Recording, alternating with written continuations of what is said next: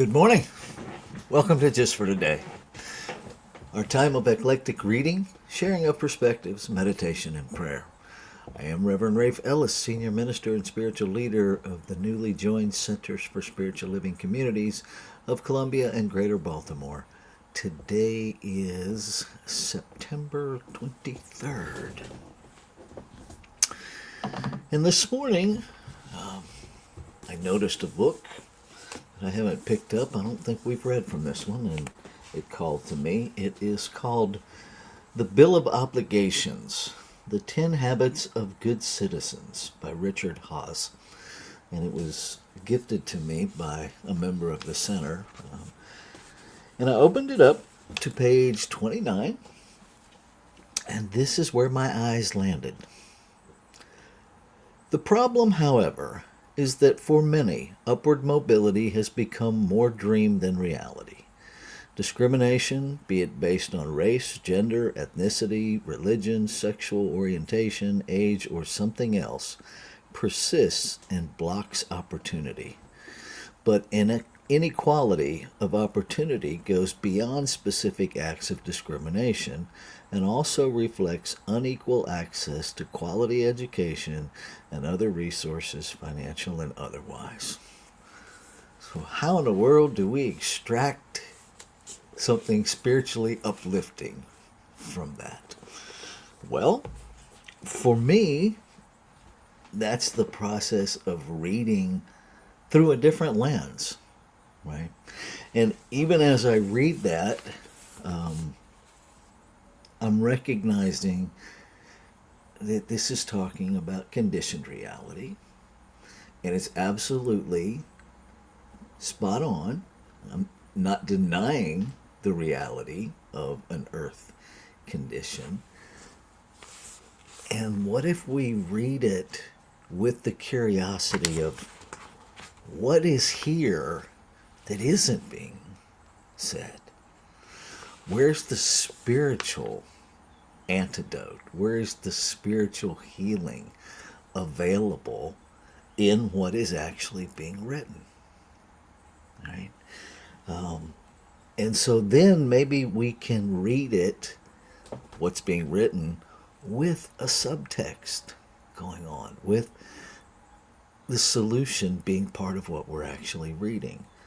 And then it might show up like this.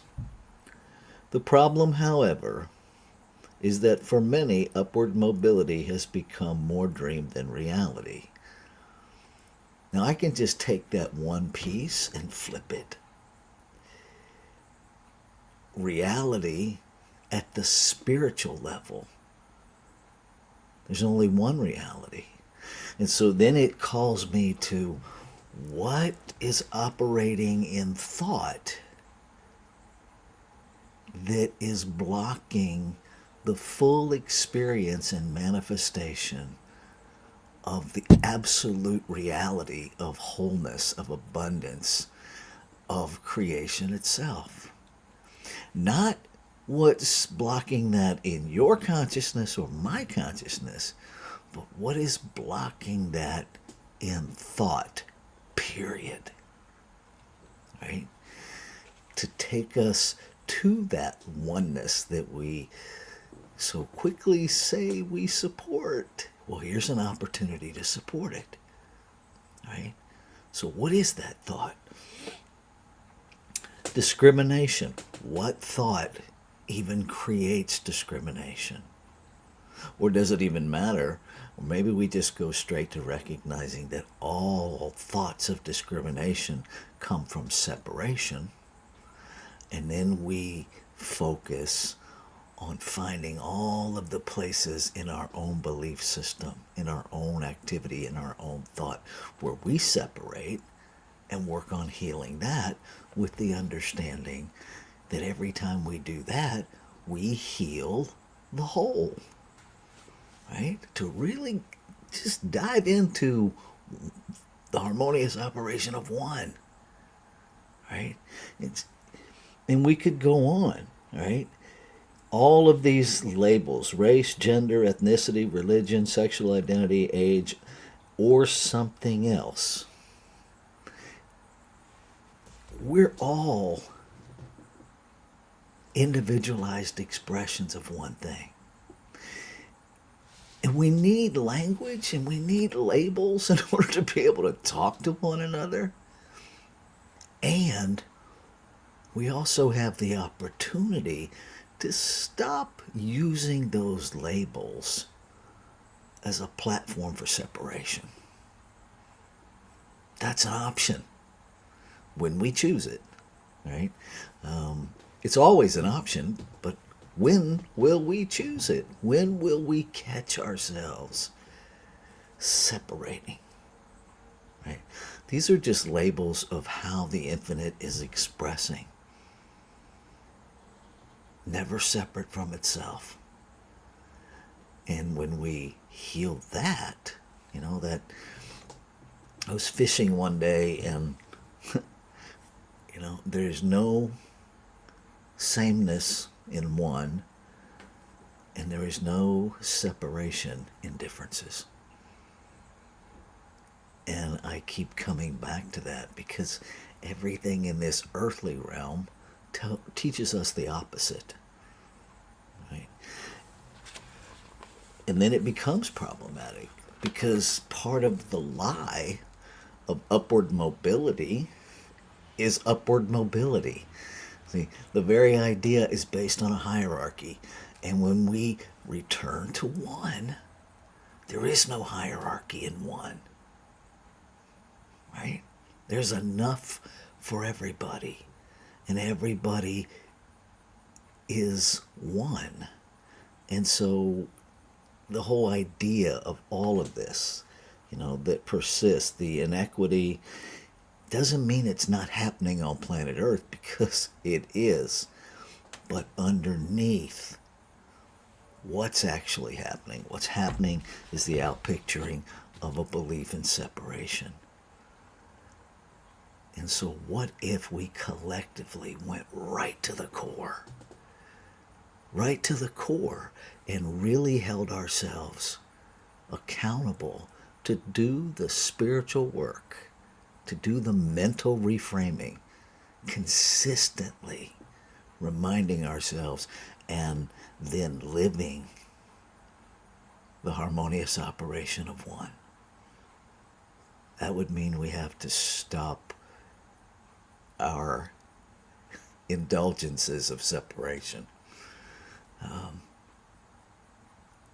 And I know we can do it. And I know eventually we will do it. And my own personal journey of bridging that gap is coming to believe that we will do it in my lifetime. And if I'm being honest, that's a daily journey. Because it's easy to get sucked into the conditions. We're surrounded by them. We're saturated with it. And that's why spiritual practice like this and everything we do to remind ourselves, to buoy ourselves, to energize spiritual practice over stuck in condition practice. And so I'm thrilled to see 4 folks joining us this morning. This is how we make it real. And no one of us has the answer, because in an infinite intelligence that's ever expanding, I'm pretty sure there are many answers. Find the ones that work for you and work them. Yeah. And if you have anything you want to add, please put it in the chat on whatever platform you're on. We have 2 on Facebook, 1 on YouTube, 1 on Twitch TV. Yay, us. So I'll pause for just a moment.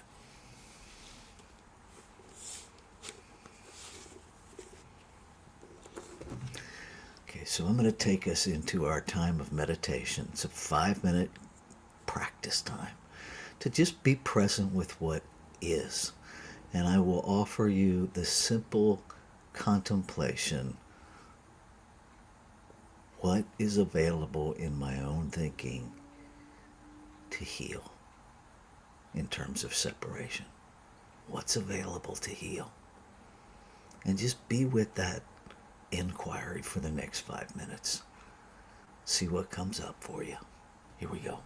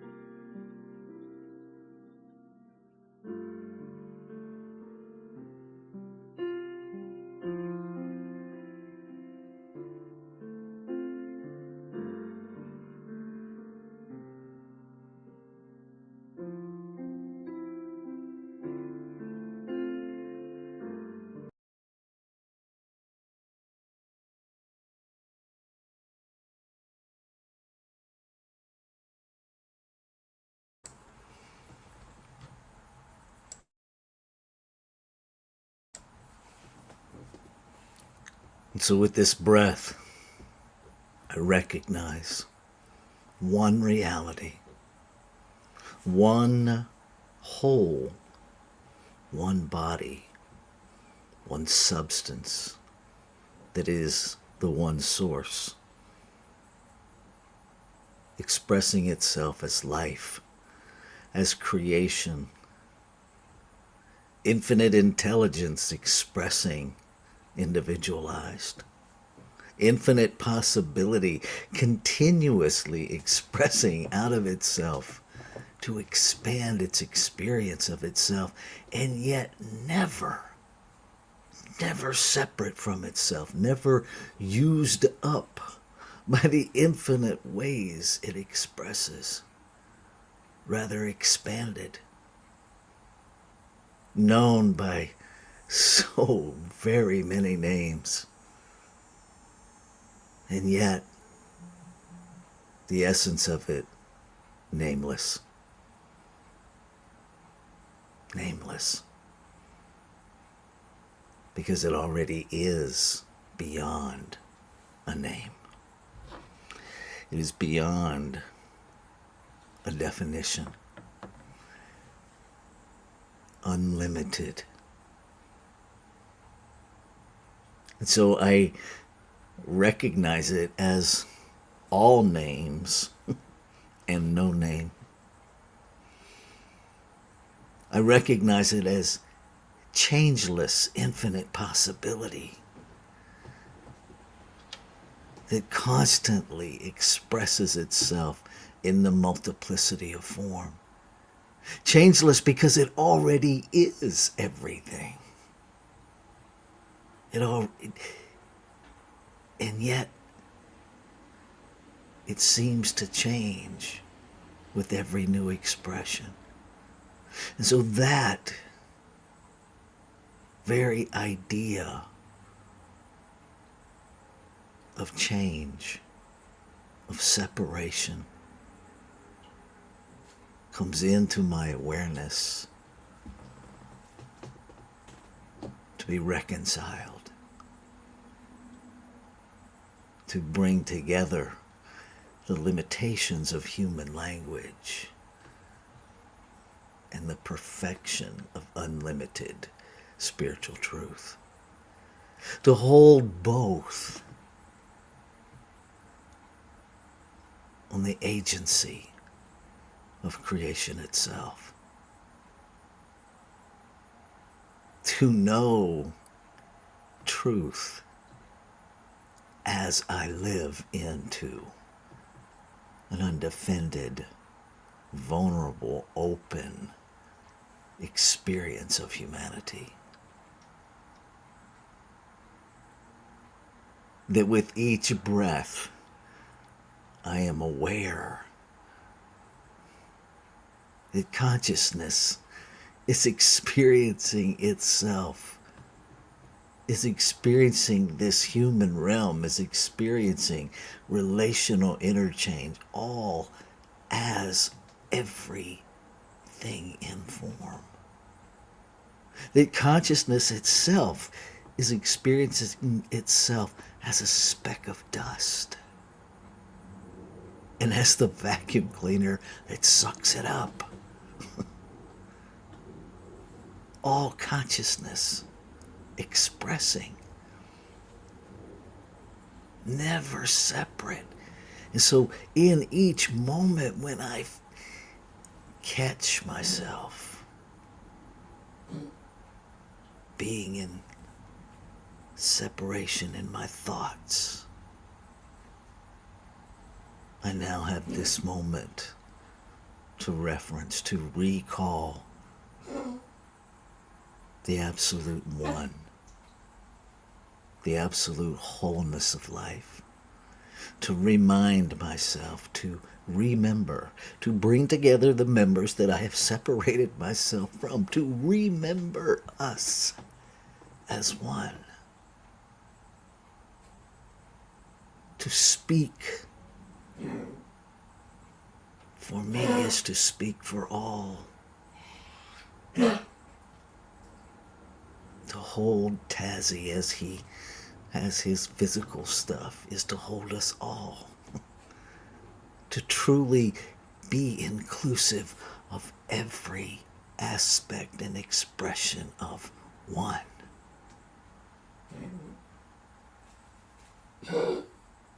Must be mine to do, because I am within the whole, as the whole, of the whole, however we language it. And so I am grateful. I am grateful for every opportunity to remember truth, to remember wholeness of one, to remember to live in integrity, to be integral in a whole one thing.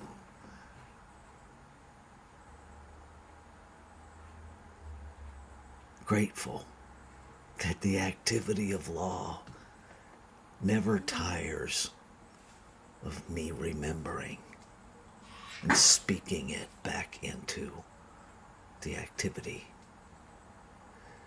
That the activity of law simply acts. No matter how many times we give it the same thing, it acts upon it.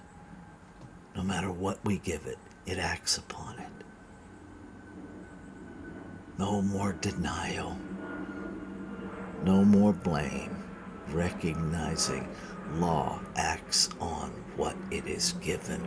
We take full responsibility to give it what we want. To give it wholeness.